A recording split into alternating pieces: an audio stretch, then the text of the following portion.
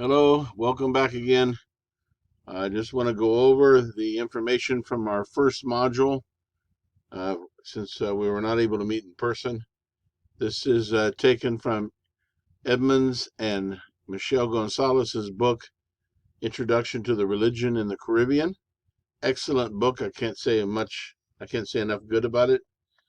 And so I want to go through some of the information contained in the first chapter in the introduction that you should be reading this week.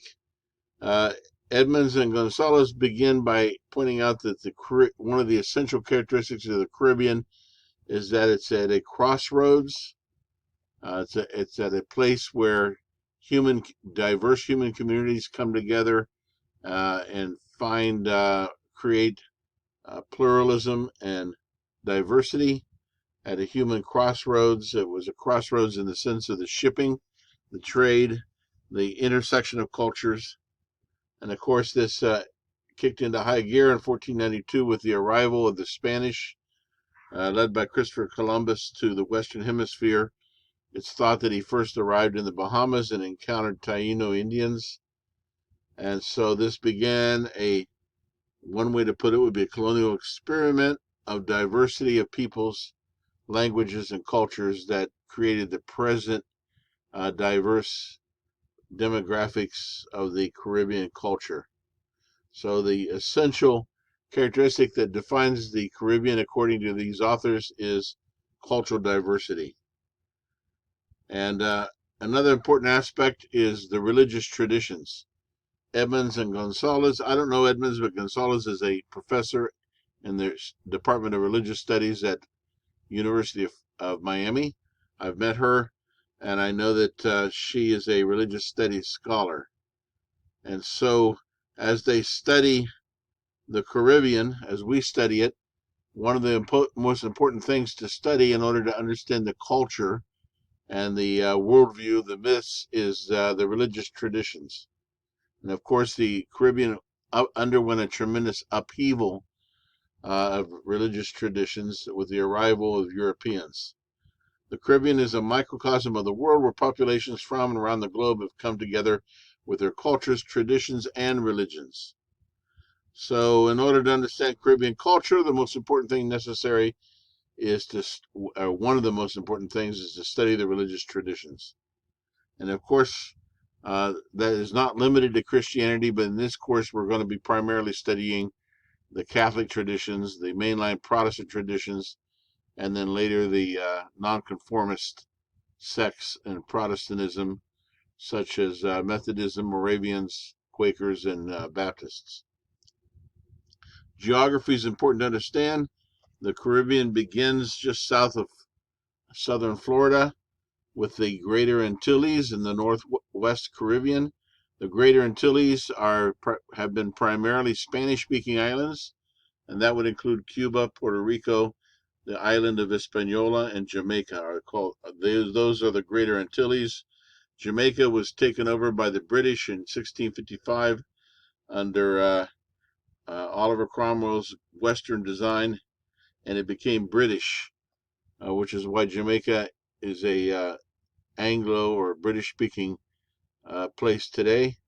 The island of Hispaniola was divided in the 16th century between the French and the Spanish, and the western end of the island of Hispaniola became Saint Domingue, what Franklin Knight would classify as an extreme exploitation colony, and it became French speaking, and then today one of the most well-known Creole languages is Haitian Creole.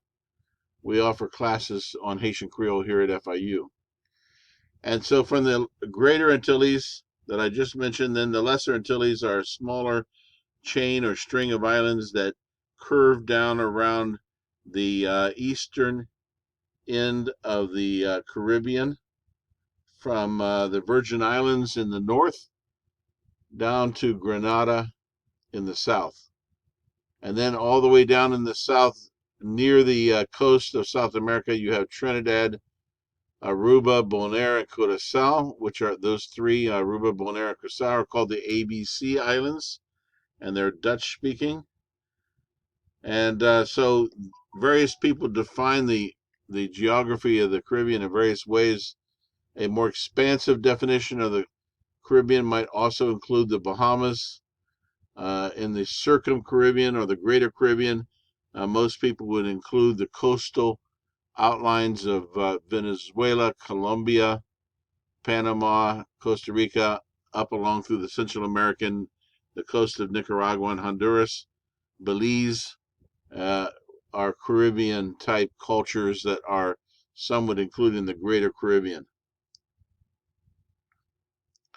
So the ABC Islands are the Dutch islands located off the coast of South America. And in the overall Caribbean islands, depending on whether you use an expansive or a more restrictive definition, it's considered that there's a little more or less over 40 million people living in the entire Caribbean. 40 million people of diverse ethnicities whose ancestors and cultural heritages originated in the Western Hemisphere in the Americas, but also from Africa, Asia, and Europe, which makes it a very unique place in the world today, containing DNA from the entire world, basically. When the Spaniards arrived in the Bahamas and then in Hispaniola and later in Cuba, they found predominantly there were three groups of indigenous or Amerindian peoples. The dominant group was the Taínos, which occupied the large islands of the Greater Antilles. They were very thickly populated in Hispaniola, and in Cuba, Jamaica, and Puerto Rico. There were different dialects of Taíno. They were largely a peaceful people and agricultural.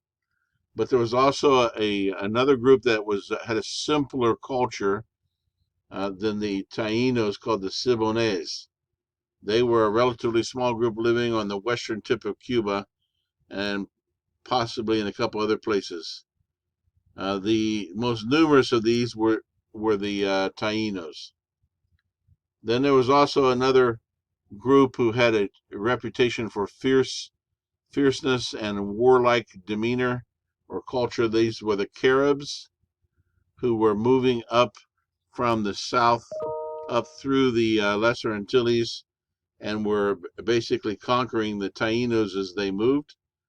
And this is the group of people that gave the name to the Caribbean, or El Caribe is named for the Caribs. They had a reputation of being cannibals, but there's some controversy about whether that was just a myth or whether it actually was some truth to it. The Caribs are the one group that held out and resisted most successfully. For one thing, they were not located in the larger Antilles where the Spaniards were. They were in Dominica, St. Vincent, the Grenadines, and they were in islands that the Spanish were not interested in.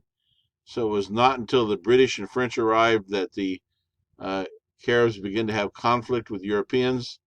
And then because of their fierce warlike nature, they were able to carry on guerrilla warfare and hold out.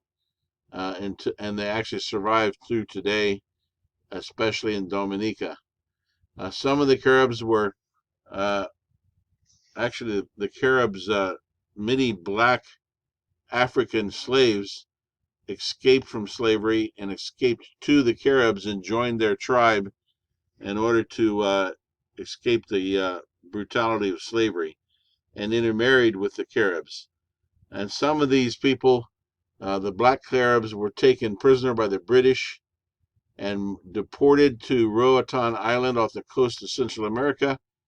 From there they migrated into Belize, Honduras, and Guatemala, and they became known as the Garifuna people.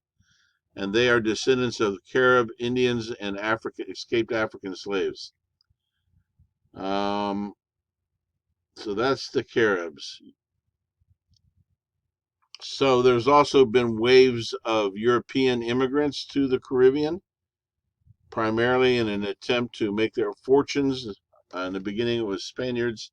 Later, the British came, and the French and the Dutch, seeking their wealth through plantation economies. Some European Jews also migrated to the Caribbean, fleeing persecution in Europe. The largest group of immigrants to the Caribbean were involuntary. There were African people and descendants of Africans who were taken involuntarily and coerced and brought to the Caribbean to work on sugar plantations to provide coerced slave labor. And so that this large influx of African peoples to the Caribbean have created a population that is predominantly Afro-Caribbean, we would call it. So there's a large number of people of African descent living in the Caribbean. And this has influenced the development of Caribbean culture and religion. Other groups have come from the East Indies, South Asians from India and Pakistan, who were brought as indentured workers by the British after 1838, after the end of slavery. So many there in Trinidad, particularly, there's a large number of Indian immigrants living and working along with people of European and African descent, and even indigenous in the Trinidad. This has created a wide diversity, linguistic diversity. The primary languages in the Caribbean are European languages, of course Spanish from the beginning, but also English, French, and Dutch are spoken in various islands.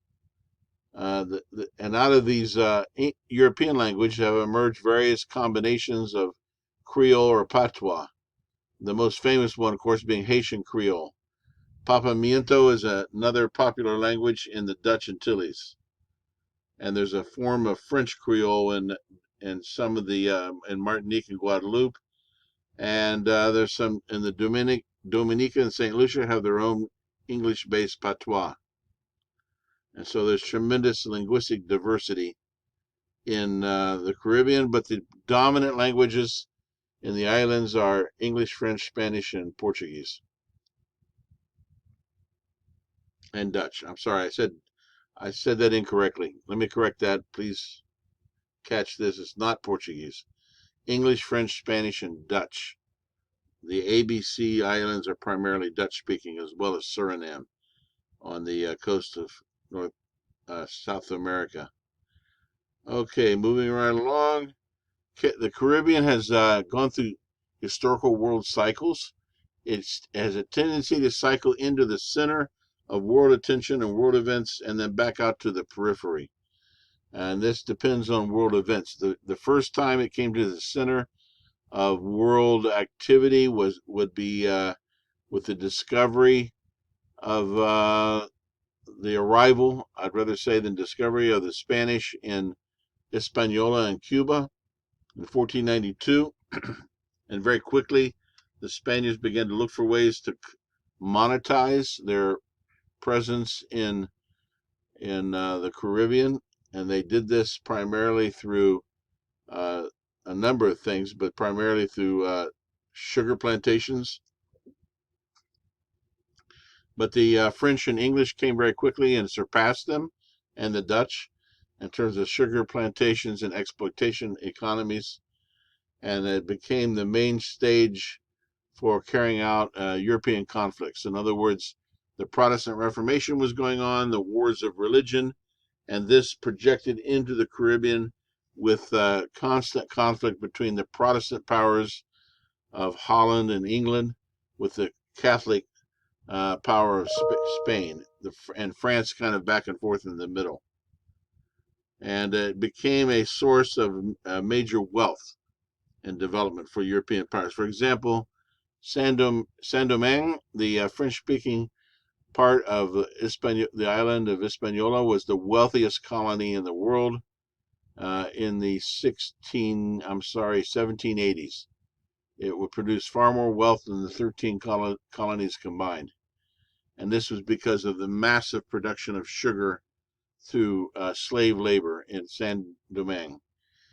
And this was why the European powers fought so hard to take Saint-Domingue back from the African slaves under Toussaint Louverture, because there was tremendous opportunity or potential for wealth. And it's also part of the reason why the Haitian soldiers burned everything to the ground. They would rather destroy the potential for the exploitation of sugar than go back into chains, and who could blame them? Then there came a period where sugar declined and the Caribbean cycled out of the center of world events, but then came back into the attention of the world, and the Cold War with the Cuban Missile Crisis, and so on. It has been through history. Changing political realities. The number of the islands went through a period of independence in the 19th and 20th centuries, and today there's three kinds of political status among the islands of the Caribbean. The first is that most of the islands, between 80 and 90% of them, of the Caribbean population, are independent states. This would include Antigua, the Bahamas, Barbados, Cuba, Dominica, the Dominican Republic, Grenada, Haiti, Jamaica, St. Lucia, St. Kitts, Nevis, St. Vincent and the Grenadines, Trinidad and Tobago. I think it's pronounced Trinidad and Tobago. I sometimes get my vowels mixed up. The second group of islands are those islands that are associated with European nations or with the United States in some kind of dependent fashion. These would include the French overseas departments of French Guiana, Guadeloupe, and Martinique, the Netherlands self-governing territories of Aruba, Bonaire, and Curaçao, Saba, and Saint Martin. Then there's also Saint Eustatius. Puerto Rico is a commonwealth under the protection of the United States or a dependency. There's also the U.S. Virgin Islands of St. Croix, St. John, and St. Thomas. So these are associated islands. But the majority of the islands in the Caribbean are independent. Some might say to their detriment, because they're so small and have so few resources. So there's been a number of scholars have commented on the fragmented nature of the Caribbean. Fragmented in terms of language, fragmented in terms of religion, fragmented in terms of political unity or cultural identity. And there's a number of different theories about that. But one of the dominant theories is that it's the influence of the European colonial powers with their different languages, their rivalries, their different systems has produced a area of the world, a region of the world, which is tremendously fragmented to the point that it would be impossible for the Caribbean to try to unify into one political unit or bloc. There was an attempt to unify the English-speaking Caribbean back in the 50s and 60s into West Indies Federation, but it fell apart.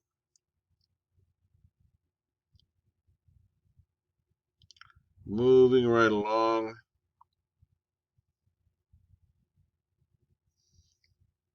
So, I don't know if I'm going to talk about that. This is about culture. I'm just going through my notes here. Give me a second. So there's a tension between European traditions in the Caribbean and Afro-Caribbean traditions that are traced back to African cultures and folklore, and this manifests in the religious sphere. So you have the European tradition within the Anglican Church or the Dutch Reformed Church that's very rational, ethical in its orientation, very liturgical, very not very expressive or emotional. And you also have a more expressive emotional traditions oriented around healing, around different kinds of faith that would be have more affinity with African cultures, religion, music, dance. And this is one reason, as we'll see by the end of the semester, why Afro-Caribbean Pentecostalism has taken root so effectively, because the expressive emotional nature of Pentecostalism has a greater affinity with the African, the residue of African tradition than it does with more of a staid British or European traditions. There's also big major issues of social class in the Caribbean, which is very much associated with skin color. Although the issues of skin color and the gradations of social class in the Caribbean is far, far more complex than in the United States.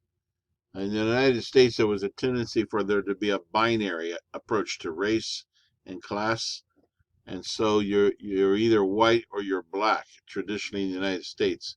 But in the Caribbean, there is almost an infinite number of gradations of social status associated with skin color, uh, with a lot of different intermediate gradations. And there's some flexibility to move up and down based on wealth or education, other factors besides just skin color. So it gets complicated in the to understand social status and race in the Caribbean. So the social status and social class, it can be described as very complex. In terms of a theoretical approach to understanding religions in the Caribbean, there's several basic traditional theories about society in the Caribbean. One of them is the Plantation Society theory, which says that the legacy of plantation slavery is a central determinant in the life of the Caribbean. That seems almost obvious in a way, that the tradition of plantation society and slavery and exploitation would have a huge effect on the islands and their culture. One of the theorists from this school would be a Harvard sociologist, Orlando Patterson. I think you might be able to include historian Franklin Knight in this camp. And so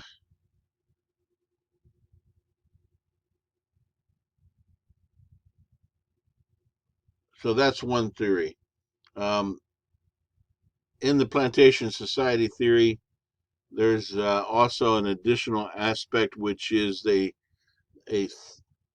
postulation or a speculation that African culture and religious traditions were destroyed by the brutal Middle Passage and the exploitive plantation system. So the African root cultures, metaphors, myths were completely erased or destroyed, therefore forcing Afro-Caribbeans to be creative and to create new syntheses, new myths, new cultural patterns. There are others, though, that strongly disagree with that theory, and this alternative theory is called the continuity theory. So the continuity theory, in the continuity theory, there is a lot of evidence, according to certain scholars, of the survival of African cultural elements in the Caribbean, especially in musical and religious expressions, family associations. For example, Afro-Jamaicans accepted Christianity in the slave era, but deployed it to resist their enslavement and to pursue liberation. Another example that the authors give is the Afro-Cuban religion and the Virgin de la Caridad de Cobre, which is a patron saint, an indigenous patron saint in Cuba. Obviously, a Catholic saint, but she's understood by the devotees of the Afro-Cuban religion Santeria as a manifestation of Oshun, one of the entities in their spiritual pantheon. And so this would be seen as a continuity with African religion and African roots.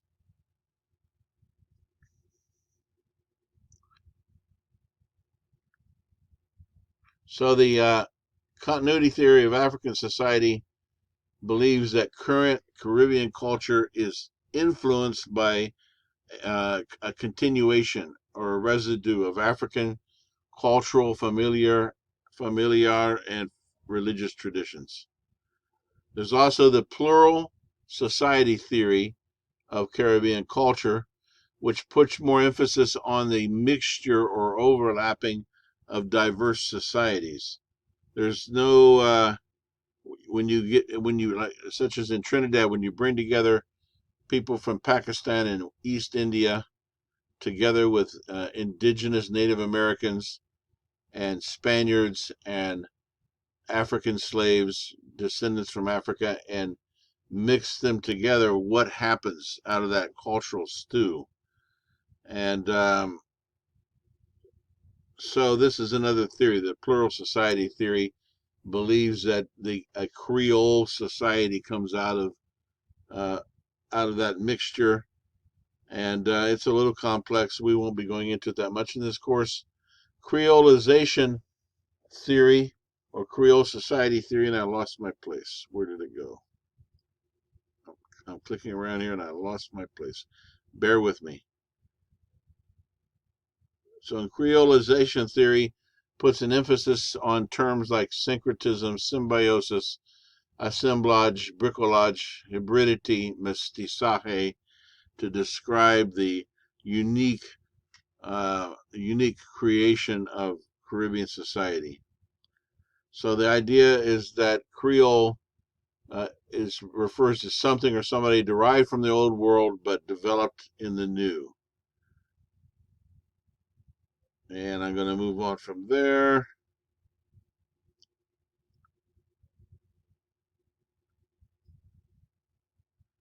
And I think I'm almost done here. Yes, I think I'm going to stop here and encourage you to read the chapter and then comment in the first module week 1. Go into the forum discussion and give your overview give your response to this reading and to the video, and then reply to 3 of your friends, and hopefully I'll be well and up and about and able to see you next week. Okay, thank you. Take care.